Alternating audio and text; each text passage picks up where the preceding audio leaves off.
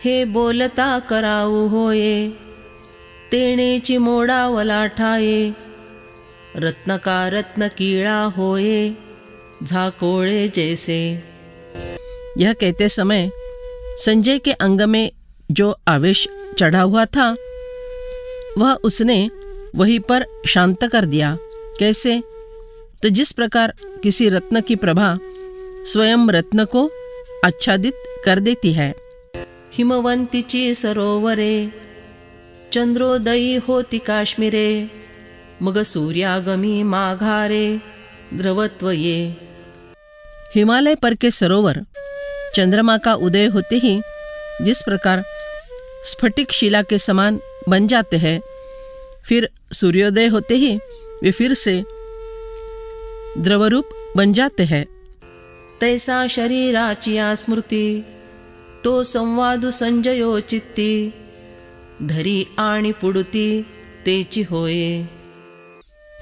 उसी प्रकार देह का भान होते ही संजय उस संवाद का मन में स्मरण करता है और फिर से वही होता है, अर्थात वह देह भान भूल जाता है। तच्च संस्मृत्य संस्मृत्य रूपमत्यद्भुतं हरेः, विस्मयो मे महान राजन, दृश्यामि च पुनः पुनः। हे राजन, भगवान श्री कृष्ण के उस अत्यंत अद्भुत विराट रूप को भी याद करके मुझे बड़ा भारी आश्चर्य हो रहा है और मैं बार बार हर्षित हो रहा हूँ। मग उठोनी म्हणे नृपा, श्री हरिचे या विश्वरूपा, देखिले या उगेपा, केवी असिजे। फिर पुनः देह का भान होते ही वह कहता है, हे राजन, श्री हरि का विश्वरूप देखकर भला स्तब्ध कैसे रहा जाए। ने दखणे निजे दिसे, नाही पणेची जे असे, विसरे आठवे ते कैसे, चुको आता। जो न देखने पर भी दिखाई देता है, न होनापन से जो अस्तित्व में है और विस्मरण का प्रयत्न करना यही उसका स्मरण है, उसे भला आप कैसे चुका सकते हैं। देखौनी चमत्कारू, किजे तो नाही पैसारू, मजे सकट हा पुरू नेता आहे। विश्वरूप को देखकर उसे केवल चमत्कार मान लेने का वह अवसर नहीं है, क्योंकि यह बाढ़ अपने साथ साथ मुझे सहित सब कुछ बहाए लिए चली जा रही है। ऐसा श्री कृष्णार्जुन संवाद संगमी स्नान, करूनी देतसे दान अहंतेचे। माऊली कहते हैं, संजय इस प्रकार श्री कृष्णार्जुन संवाद रूपी संगम तीर्थ में स्नान करके अपने अहंकार का दान दे रहा है। तेथ असौरे आनंदे, अलौकिक काही स्पंदे, श्री कृष्ण म्हणे सद्गदे वेळ वेळा। तब जिसे नहीं रोक सकते ऐसा अलौकिक आनंद होने से सिसकते हुए गदगद कंठ से वह श्री कृष्ण ऐसा बार बार कहने लगा। या अवस्थांची कही कौरवाते परिनाही, म्हणून रायाते काही कल्पावे जव। इन अष्टसात्विक अवस्थाओं की कद्र कौरवों को कभी थी ही नहीं, इसलिए राजा धृतराष्ट्र जब उसके संबंध में थोड़ी सी कल्पना करने ही लगे थे कि तव तो जाला सुखाचा लाभो, आपण पा करोनी स्वयंभू, बुझविला अवष्टंभू संजये तेणे। उतने में उस संजय ने प्राप्त किए हुए सुख को अपने में ही स्थिर करके अष्टसात्विक भावों की उर्मी शांत की। तेथ कोणी एकी अवसरी, होआवी ते करूनी दूरी, रावो म्हणे संजया परी कैसी तुझी। तब धृतराष्ट्र कहते हैं, हे संजय, यह तुम्हारी कौन सी रीति है कि किसी एक अर्थात इस युद्ध के अवसर पर जो आवश्यक है उस औचित्य को बाजू में हटाकर यह अध्यात्म की बात कह रहे हो। तेणे तू ते येथ व्यासे, बैसविले कायसे या दोसे, अप्रसंगा माझी ऐसे बोलसी काई।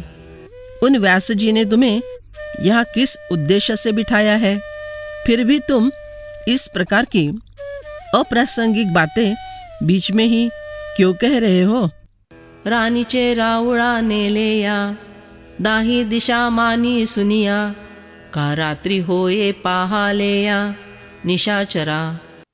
यदि किसी जंगल में रहने वाले आदमी को राज मंदिर में ले जाया गया तो वहाँ वह 10 दिशाएं सुनी सुनी मानता है, उदास हो जाता है, अथवा दिन निकलते ही राक्षसों के लिए मानो वह रात ही हो जाती है।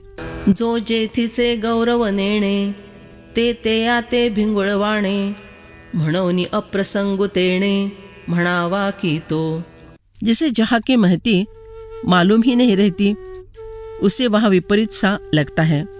इसलिए राजा धृतराष्ट्र ने संजय की उस बात को अप्रस्तुत ठहरा है ना। मग म्हणे सांगय प्रस्तुत, उदयलेसे जे उत्कलित, ते कोणा शिरीरे बाजैत, देईल शेषी। फिर राजा धृतराष्ट्र कहते हैं, हे बाबा संजय, तुम मुझे यह बतलाओ कि अब जो युद्ध उपस्थित हुआ है वह अंत में किसके माथे पर विजय मुकुट चढ़ाएगा? येरवी शेष बहुतेक, आमुचे तव मानसिक, जे दुर्योधनाचे अधिक, प्रताप सदा।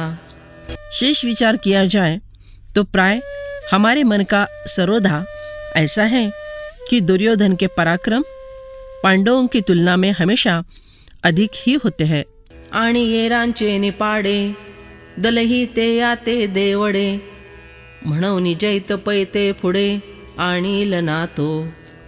और पांडवों की तुलना में उसका सैन्य भी 1.5 गुना अधिक है, इसलिए वह दुर्योधन उस विजय को अपनी ओर खींच लेगा ना।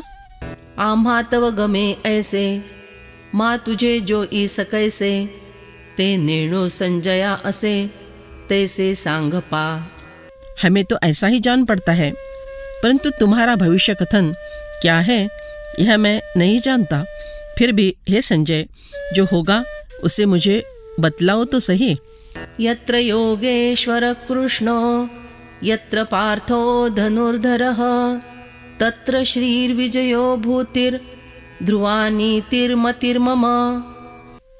जहाँ योगेश्वर भगवान श्री कृष्ण है और जहाँ गांडीव धनुषधारी अर्जुन है, वहाँ ही श्री विजय विभूति और अचल नीति है, ऐसा मेरा मत है। एया बोला संजयो म्हणे, जी येरांचे मी नेणे, परी आयुष्य तव जीणे, हे पुढे की गा। धृतराष्ट्र की इस बात पर संजय ने कहा, हे महाराज, उनमें से एक एक का अर्थात कौरव तथा पांडवों का भविष्य तो मैं नहीं जानता, परंतु यह बात निश्चित है ना कि जब तक आयु शेष है तब तक जीना भी होता है। चंद्रुतेथ चंद्रिका, शंभुतेथ अंबिका, संततेथ विवेका, असणे की जी। हे महाराज, जहाँ चंद्रमा वहाँ चांदनी, जहाँ शंभु वहाँ पार्वती, जहाँ साधु संत वहाँ विवेक का अस्तित्व होता ही है ना। रावो तेथ कटक, सौजन्य तेथ सो इरिक, वन्य तेथ दाहक, सामर्थ्यना। जहाँ राजा वहाँ सेना, जहाँ सौजन्य वहाँ आपसदारी, जहाँ अग्नि वहाँ जलाने की शक्ति होती है ना। दया तेथ धर्मु, धर्मु तेथ सुखागमु, सुखी पुरुष उत्तमु, असे जैसा। जहाँ दया वहाँ धर्म, जहाँ धर्म वहाँ सुख प्राप्ति, और सुख में जिस प्रकार उत्तम पुरुष रहते हैं। वसंतु तरिवने, वनतेथ सुमने, सुमनी पाळिंगने, सारंगांची। वसंत ऋतु का आगमन होते ही वृक्षों में नई पत्तियां निकलती है। जहाँ पत्तियां वहाँ फूल, फूलों पर भ्रमरों के झुंड रहने ही वाले हैं। गुरुतेथ ज्ञान, ज्ञानी आत्मदर्शन, दर्शनी समाधान, आति जैसे। जहाँ गुरु वहाँ ज्ञान, ज्ञान में आत्म साक्षात्कार और जिस प्रकार साक्षात्कार में समाधान रहता है। भाग्य तेथ विलासु सुख तेथ उल्लासु हे असोगा प्रकाशु सूर्य जेथे। जहाँ सद्भाग्य वहाँ सुखोपभोग, जहाँ सुख वहाँ प्रसन्नता होती ही है। अस्तु अजी, जहाँ सूर्य होता है वहाँ प्रकाश होता ही है। तैसे सकळ पुरुषार्थ जेणे स्वामीचे निसनाथ तो कृष्ण राओ जेथ तेथ लक्ष्मी। उसी प्रकार जिन स्वामी के कारण धर्म, अर्थ, काम और मोक्ष ये सभी पुरुषार्थ सनात हो गए, वे राजा श्री कृष्ण जहाँ होंगे वहाँ लक्ष्मी भी रहती है। आणि आपुले निकांतेसी ते जगदंबा जया पासी माँ आणि मादिका इदासी नोहती ते आते। और अपने पति समेत वह जगन माता लक्ष्मी जिसके पास रहती है, तब क्या अणिमा आदि सिद्धियाँ उसकी दासियाँ नहीं बन जाएगी?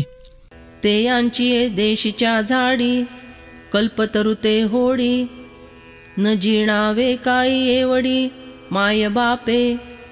ऐसे समर्थ माँ बाप होने के कारण उन पांडवों के देश के वृक्षों को कल्पतरु तक को भी होड़ में क्यों नहीं जीत लेना चाहिए? ते पाषाण ही आगवे चिंतामणि का नोहावे तिये भूमि का नैयावे सुवर्णत्व। वे सारे पत्थर कंकड़ भी चिंतामणि क्यों न हो जाएंगे और उस भूमि को सुवर्णत्व क्यों न प्राप्त हो जाएगा, रत्नों को सोने का संपुट। ते यांची गागा विचिया नद्या अमृते वाहाविया नवलकाईराया विचारी पा। अजी, उनके गांव की नदियाँ अमृत से भरकर यदि बहने लग जाए तो इसमें क्या कोई आश्चर्य की बात है? हे राजन, भला आप भी जरा सोचो तो। ते यांचे बिसाट शब्द सुखे म्हणो येति वेद सदेह सच्चिदानंद कान भावे ते। वे चाहे वैसे किसी भी शब्दों का सहज में उच्चारण क्यों न करें, पर उन शब्दों को बेझिझक वेद कह सकते हैं। उन्होंने अपने देह समेत स्वयं सच्चित आनंद अर्थात ब्रह्मरूप क्यों न हो जाना। पै स्वर्गापवर्ग दोनी ये पदे ते या आधीनी श्री कृष्ण बापू जननी कमला जया। देखो, जिनके पिता भगवान श्री कृष्ण है और माता भगवती लक्ष्मी है, उनके अधिकार में स्वर्ग और मोक्ष ये दोनों पद रहते हैं। म्हणोनी जिये बाहे उभा तो लक्ष्मी येचा सेवा लभा तेथ सर्व सिद्धि स्वयंभा ये रनेणो। इसलिए वह लक्ष्मी के पति जिस पक्ष की ओर खड़े हैं उस पक्ष में समस्त सिद्धियां स्वतः मूर्तिमती होकर रहती है। बस इसके आगे मैं और कुछ भी नहीं जानता। आणि समुद्राचा मेघू उपेगे ते आही हुनी चांगू तैसा पार्थी आजी लागू असे तिये। और समुद्र के जल से उत्पन्न हुआ मेघ जिस प्रकार उपयोग के संबंध में स्वयं समुद्र से भी बढ़कर अच्छा होता है, ठीक उसी प्रकार का संबंध अर्जुन तथा श्री कृष्ण के विषय में भी है। का कनकत्व दीक्षा गुरु लोहा परिसु होये किरु परिजगा पोखिता व्यवहारू तेच जाने। यह बात सच है कि लोह को सुवर्णत्व का रूप देने वाला गुरु पारस ही होता है, पर फिर भी जगत का परिपोष करने वाला व्यवहार वह स्वर्ण ही जानता है। येथ गुरु येत से उणे ऐसे जने कोणी हे म्हणे वन्य प्रकाशु दीपपणे प्रकाशी आपुला। यहाँ शायद कोई यह कहेगा कि इन विचारों के कारण गुरु में कुछ कमी आ रही है, परंतु जिस प्रकार अग्नि स्वयं अपना प्रकाश ज्योति के रूप में प्रकट करती है, तैसा देवाची शक्ति पार्थ देवासीची बहुती परिमाने ये स्तुति गौरव असे। उसी प्रकार अर्जुन देव की दी हुई शक्ति से देव से भी बढ़कर अनेक प्रकारों से सवाई ठहरता है, परंतु इस स्तुति में देव का ही गौरव स्थित है।